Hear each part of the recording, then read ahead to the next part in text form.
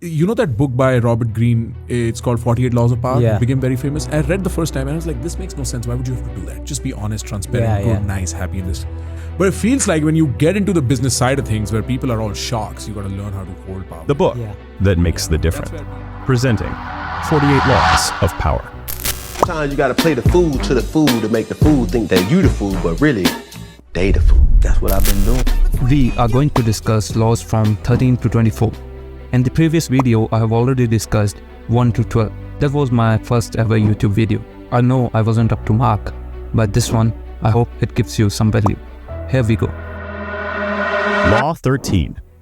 When asking for help, appeal to people's self-interest, never to their mercy or gratitude.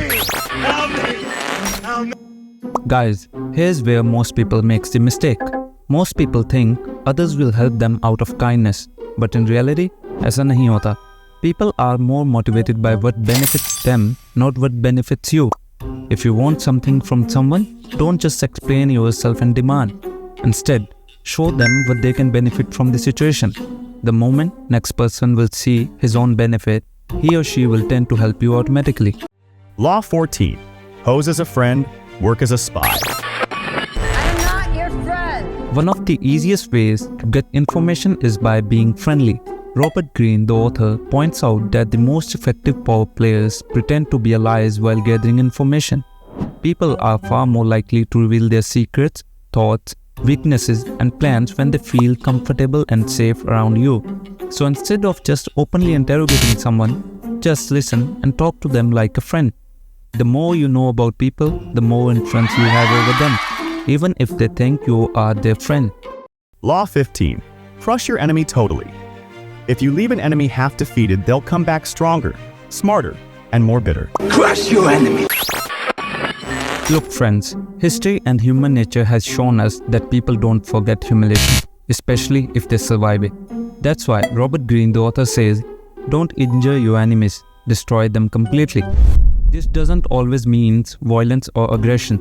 In modern terms, it means eliminating someone's ability to hurt your reputation, position, or momentum.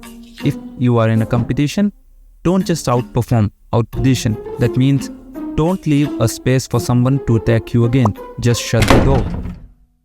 Law 16. Use absence to increase respect and honor. Scarcity creates value. Respect and honor. Respect and honor. Well, it is true. When you are always available, people take you for granted. Being present every time makes you seem ordinary. But when you pull away strategically, you become more valued. That's the core of this law. Scarcity creates value. Robert Greene, the author, reminds us that people only appreciate something once it's gone, or at least rare. For example of this principle is the luxury brands. They can produce indefinite amount of products, but they maintain the scarcity to maintain the value of the product. That's how it's done. Law 17. Keep others in suspended terror. Cultivate an air of unpredictability. Unpredictable. Predictability makes you vulnerable. If people can guess your next move, they can plan around you, or worse, manipulate you. But when you are not predictable, you make others nervous. Yes, you heard it right. They hesitate, they overthink. That's where your power lies. Robert Greene, the author, explains that chaos confuses and confusion creates space for control. When people can't read you, it gives you an advantage because they are the one reacting and you are the one leading. Law 18. Do not build fortresses to protect yourself. Isolation is dangerous. The more you isolate yourself, the weaker you become. Information does not exist in isolation. Robert Greene, the author, has warned mostly the introverts that in power dynamics, information, connection, and visibility are everything, and all of them die when you go into isolation. When you cut yourself off from people, you also cut yourself off from important signals like opportunities and threats. You become blind to what's really going on. Even worse, people forget about you, start to misinterpret your silence as weakness, arrogance, or fear. You don't need to be everywhere, but you must stay in the game. Law 19. Know who you're dealing with. Do not offend the wrong person. Obviously, you do not know who you are dealing with. Not everyone reacts the same way to disrespect. Some will let things slide, others will not. That's why Robert Greene, the author, stresses on it, that before you make a move, study the person. Power depends upon reading the people accurately. Before you challenge, joke, or confront someone, ask, who am I dealing with? Know their ego, their temper, their patterns. Power comes from studying the other person, not from assumptions. Law 20. Do not commit to anyone. It is the fool who always rushes to take sides. Do not commit to any side or cause but yourself. Not taking sides. So friends, according to author, power often lies in remaining independent. The moment you take a side or pledge loyalty too early on one side, you give up your freedom and options to change it later. When you don't commit, you become a mystery, and people will try to win you over. That gives you an extra leverage. Stay unpredictable. Let others compete for your loyalty, but never give it away cheaply. Law 21. Play a sucker to catch a sucker. Seem dumber than your mark. Sometimes you gotta play the fool to the fool to make the fool think that you the fool, but really, they the fool. That's what I've been doing. Trust me, no one likes to feel stupid. If you seem smarter than others, they may become defensive. Instead, play the fool. People want to feel superior. If you appear too clever or capable, they may feel threatened and work against you. But when you play dumb or harmless, they drop their guard. That's when you can observe, plan, and strike without resistance. Pretending to be less smart or powerful than you really are is not a weakness. It is a strategy. Let others underestimate you. They will reveal their plans, show you their ego, and then they become easy to manipulate. Law 22. Use the surrender tactic. Transform weakness into power. Surrender? That's a relief. Notify the tactical droid.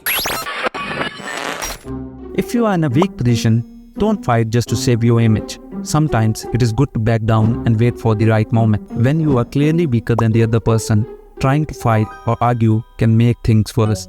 You might lose everything. Instead, if you surrender just on the outside, you confuse your enemy and buy yourself time for thinking and redoing. It's not about giving up forever. You can just wait, watch, and rebuild in the background. While they think they have won, you can plan your next move and strike when the right time arrives. Law 23. Concentrate your forces. Focus your energy and resources on one main goal. Don't spread yourself too thin.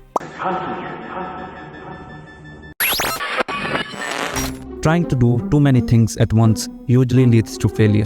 I can use myself as an example. I was trying few things before starting this YouTube channel. I have done few different Instagram pages on different niches, blog postings, editing, but I was not firm on one thing. When I read about this law, I chose one thing to work on and put all my effort in same. That has given me a better clear view to improve myself. Not results yet, but I have a better understanding where to head on. So you can put all your strength where it matters most. Focus power is unstoppable. Law 24. Play the perfect courtier. Master the art of power through subtlety. Master power on.